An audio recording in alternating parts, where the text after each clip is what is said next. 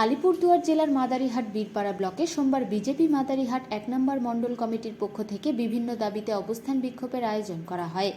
এদিনের অবস্থান বিক্ষোভে উপস্থিত ছিলেন বিজেপি জেলা সভাপতি ভূষণ মোদক, বিজেপি মাদারিহাট বিধায়ক মনোজ টিগ্গা সহ বিজেপির নেতা ও কর্মীরা।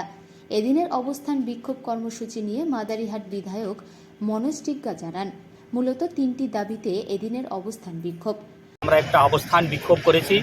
এখানে আমাদের জেলা সভাপতি উপস্থিত আছেন মাননীয় ভূষণ মোদক মহাশয়, আমাদের ২ নম্বর মণ্ডল অর্থাৎ ১৭ নম্বর মণ্ডলের সভাপতি কৈলাস ইয়াক্কাজি এবং আমাদের সমস্ত নেতৃত্ব এখানে উপস্থিত আছেন।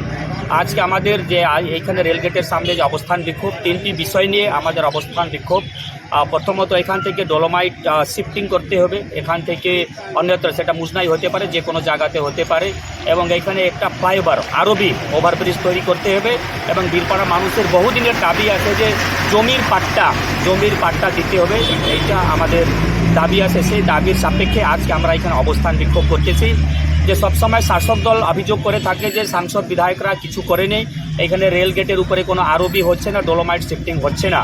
তো আপনাদের মাধ্যমে শাসক দলকে আমি বলতে চাই যে ঠিক রেল তো কেন্দ্র সরকারের, তাতে কোনো আপত্তি নেই, কেন্দ্র সরকারের সম্পত্তি রাজ্যের মধ্যেই থাকবে, আকাশে বাতাসে বাংলাদেশ কিংবা পাকিস্তানে থাকবে না, সেটা স্বাভাবিক কারণে অঙ্গ রাজ্যেই থাকবে। সেটা পশ্চিমবঙ্গ হতে পারে, উত্তর থেকে দক্ষিণ, পূর্ব থেকে পশ্চিম, যে কোনো রাজ্যে সরকার কেন্দ্র সরকারের সম্পত্তি থাকতে পারে। এইখানেও রেলের সম্পত্তি রয়েছে। তো এখানে আপনারা জানেন যে বহুদিন ধরে ডলোমাইটের লোডিং আনলোডিং হচ্ছে এবং ট্রেনের মাধ্যমে দেশের বিভিন্ন জায়গাতে যাচ্ছে। তো এইখানে শিফটিং আমি এবং ভারতীয় জনতা পার্টি আজকে থেকে না, 2006 থেকে আমরা আন্দোলনে আছি। এর আগে বামফ্রন্ট সরকার ছিল, বামফ্রন্ট সরকারের কালেও আমরা অনেক জায়গায় ডেপুটেশন দিয়েছি। তারপরে 2011 সালে মানুষ অনেক আশা করে বর্তমান সরকার দিদিমণির সরকারকে এনেছে এখানে, কিন্তু আমরাও এই সরকারকে অনেকবার ডেপুটেশন দিয়েছি।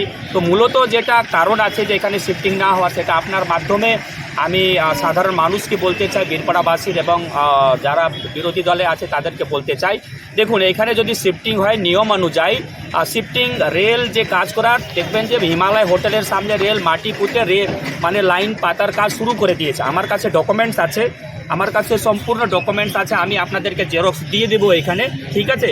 যে রেল অনেকবার ডিএমের মাধ্যমে চিঠি দিয়েছে, ডিএমকে চিঠি দিয়েছে যে আমাদের এখান থেকে যদি শিফটিং করতে হয় তাহলে 7.16 একর জমি আমাদেরকে লাগবে, কেননা রেলের যত জমি আছে জমির উপরে তো লাইন পাতা হয়ে গেছে। ওইখানে যেখানে ডলোমাইট লোডিং এবং আনলোডিং হবে তার জন্য তো জমি দরকার না। এখানে যেরকম